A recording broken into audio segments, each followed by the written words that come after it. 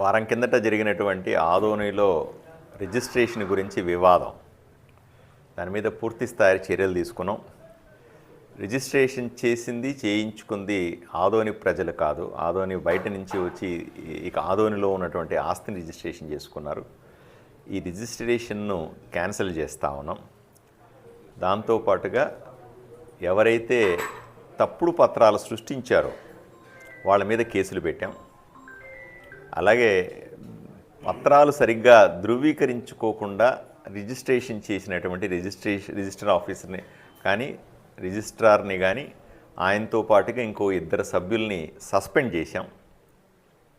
వాళ్ళ మీద కూడా శాఖాపరమైన చర్యలు తీసుకోమని ప్రభుత్వానికి లేఖ రాస్తున్నాను.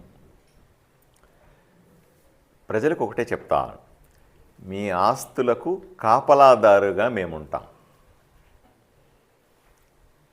ఎక్కడా కూడా చిన్న పొరపాటు జరగకుండా చూసుకునే బాధ్యత మాది.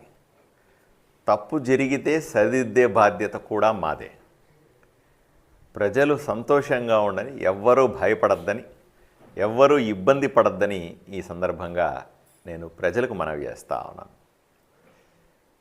సాయిప్రసాద్ రెడ్డి మాజీ ఎమ్మెల్యే, ఆయన అవాకులు చవాకులు పేలుతా ఉన్నాడు. మార్పు అంటే ఇదేనా?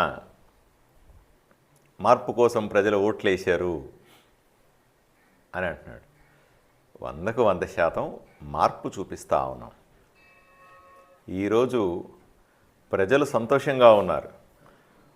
10 సంవత్సరాలు సాయిప్రసాద్ రెడ్డి ఎమ్మెల్యేగా ఉన్నావు. నువ్వు ఏ రిజిస్ట్రేషన్ వచ్చినా సరే, అప్పట్లో నువ్వు ఎమ్మెల్యేగా ఉన్నప్పుడు నిన్ను కానీ మీ కుటుంబ సభ్యులను కలిసి వాళ్ళ కప్పం కడితే తప్ప అక్కడ రిజిస్ట్రేషన్లు జరిగేవి కాదు. నిజం కాదా? ఎవరైనా పాపం తను కష్టపడి సంపాదించుకున్న డబ్బో తన పూర్వీకుల ఆస్తి ఉంటే దాన్ని రిజిస్ట్రేషన్ చేసుకోవాలంటే దాని ఆస్తి మీద రెడ్ మార్క్ ఉంది, ఎమ్మెల్యే సాయిప్రసాద్ రెడ్డి వాళ్ళ కుటుంబ సభ్యుల్ని కలిస్తే ఈ రెడ్ మార్కు పోతుంది అని సబ్ రిజిస్టర్ ఆఫీస్లో కానీ ఆ డాక్యుమెంట్ రైటర్లు కానీ చెబితే వాళ్ళు కుయ్యోమరో మా ఆస్తులకు మేం కప్పం కట్టం ఏంటి, మా ఆస్తులు రిజిస్ట్రేషన్ చేసుకోవడానికి ఎమ్మెల్యేకి పోయి డబ్బులు ఇచ్చేది అని ఏడ్చి బాధపడి నీకు డబ్బులు కట్టుకునేవాళ్ళు, రిజిస్ట్రేషన్లు చేయించుకునేవాళ్ళు. ఈరోజు ఆ పరిస్థితి లేదే. ఇదే కదా మార్పు అంటే. ఈరోజు నెలకు ఇన్ని 100 రిజిస్ట్రేషన్లు జరుగుతూ ఉన్నాయి. నేను 7 నెలలుగా ఎమ్మెల్యేని. ఏ ఒక్కరూ నా దగ్గరకు వచ్చి రిజిస్ట్రేషన్ చేసుకుంటున్నామని చెప్పింది లేదు. రిజిస్ట్రేషన్ కోసం ఎవరిని వేధించింది లేదు. రిజిస్ట్రేషన్ ఆపమని చెప్పింది లేదు. రెడ్ మార్కులు లేవు. ఎక్కడ పోయినాయి రెడ్ మార్కులంతా? అది కదా మార్పు అంటే. ఈరోజు మార్పు చూపిస్తున్నామా లేదా అని సూటిగా ప్రశ్నిస్తూ ఉన్నాను. ప్రజలు సంతోషంగా ఉన్నారు. ఒకప్పుడు తెల్లారితే గ్రూపులకు నీ గ్యాంగులు తిరిగేవి. ఎక్కడ విలువైన స్థలాలు ఉన్నాయి, ఎక్కడ కబ్జా చేసుకోవచ్చు, ఎవడు రిజిస్ట్రేషన్లకు వస్తున్నాడు, ఎవరింట్లో తగాదాలు ఉన్నాయి అని నిరంతరం కొన్ని గ్యాంగులు తిరిగే ఊరంతా కూడా భయపడి చచ్చారు ఊర్లో అందరూ. మరి ఆ గ్యాంగులన్నీ ఇప్పుడు ఏమైపోయినాయి? ఏడపోయినారు ఈ బ్యాచ్లన్నీ? ఇది కదా మార్పు అంటే. 100కు 100% మార్పు తెచ్చాం ఆదోనిలో. ఈరోజు తప్పుడు రిజిస్ట్రేషన్ జరిగితే వెంటనే రిజిస్ట్రేషన్ క్యాన్సిల్ చేస్తా ఉన్నాం. సూటిగా ప్రశ్నిస్తా ఉన్నా. 15 సంవత్సరాల్లో నువ్వు ఎమ్మెల్యేగా ఉన్నావు. ఏ ఒక్క రోజైనా సరే ఒక్క రిజిస్ట్రేషన్ క్యాన్సిల్ చేయించినవా? నువ్వే తప్పుడు పనులు చేసి, నువ్వే కాపాడుకొని, నువ్వే భయభ్రాంతులను చేసి ఈరోజు వచ్చి కళ్ళబొల్లి మాటలు చెప్తే ప్రజలు ఎందుకు వింటారు? ఏదో రకంగా కూటమి నాయకుల మీద బురద జల్లాల, ఏదో ఒక రకంగా కూటమి ప్రభుత్వం మీద తప్పుగా మాట్లాడితే ప్రజల్లో సింపతి వస్తుందేమో, రాజకీయంగా నా వైపును చూస్తారేమో, నాకు లబ్ధి జరుగుతుందేమో.